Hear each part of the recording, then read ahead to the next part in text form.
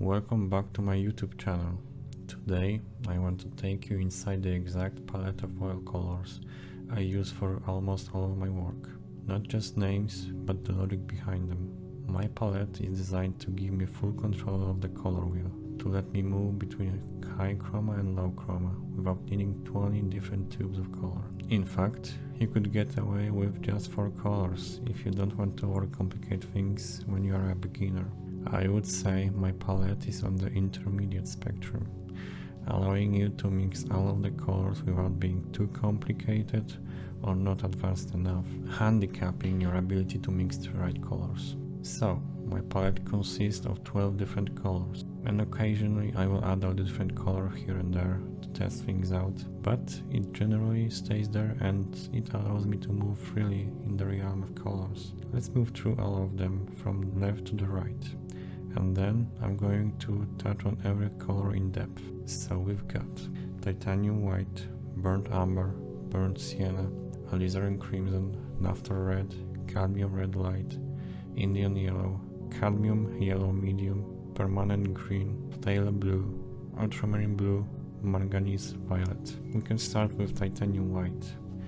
Titanium white is my main white because of its strength. It's opaque and powerful, which means a small amount already changes the value.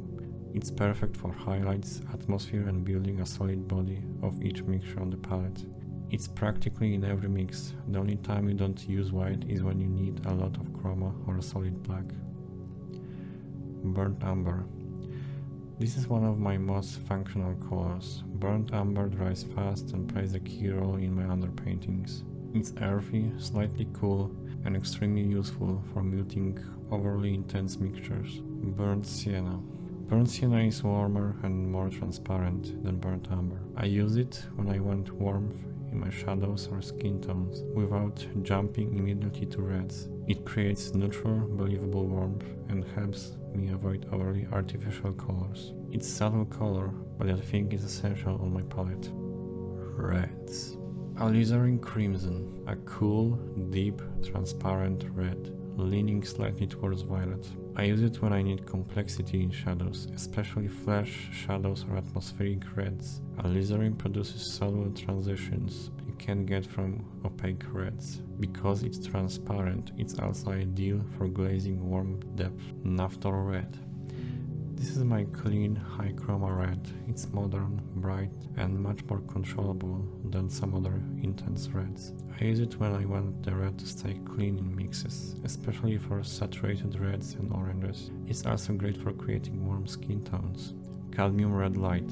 It leans towards orange, which makes it incredibly useful for mixing vibrant oranges and warm skin tones. Because it's lighter and more fiery than cadmium red medium, it gives me a clearer transition into yellows and produces a vibrant, punchy orangey color. It's opaque and strong. When I want warmth, impact, or a punch of sunlight in a mixture, cadmium red light is the red that gets me there. Yellows. Indian yellow.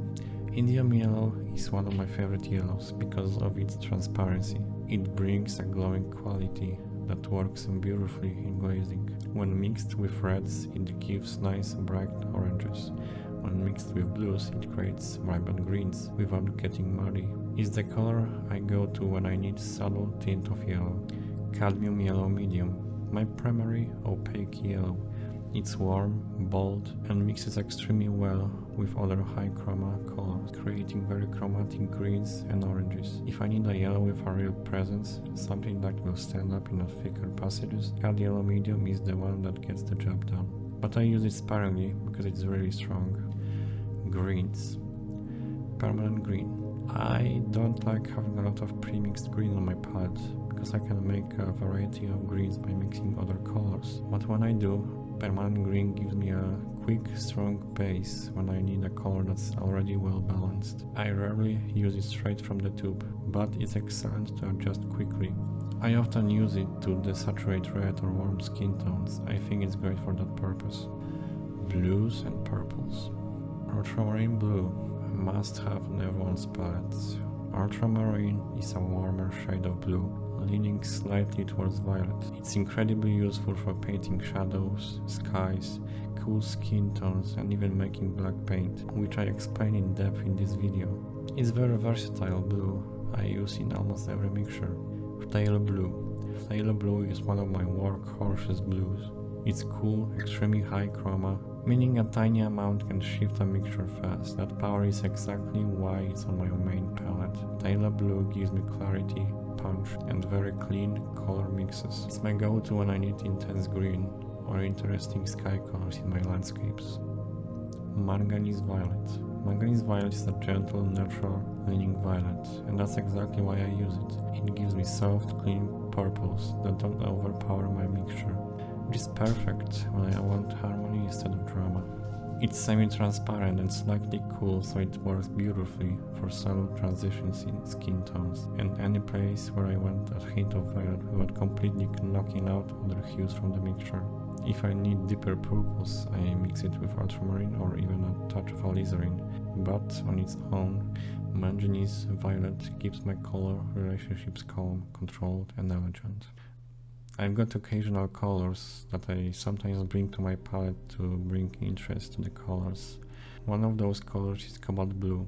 Cobalt blue is more subtle than ultramarine blue. It gives you naturalistic skies and soft transitions. When I'm painting something that needs calm atmospheric blues, cobalt helps me keep the painting from feeling too aggressive. Another one is phthalo green. Phthalos are the atomic bombs of the palette. Their tinting strength is enormous, so a tiny amount goes a very long way. They are fantastic when I need intense chroma, but I use them with respect, because they can overpower a mixture instantly. Rather than collecting every color available, I rely on carefully chosen pigments that mix clearly together. This keeps my process efficient, but still gives me access to every color I could need, from soft controllable colors to very chromatic ones with extreme tinting strength. So, that was my palette. Those colors give me the flexibility to paint anything I want, from portraits to landscapes. So if you found this helpful, let me know what part of mixing you want me to cover next. And don't forget to like and subscribe. That really helps this channel. Thank you for watching and keep creating.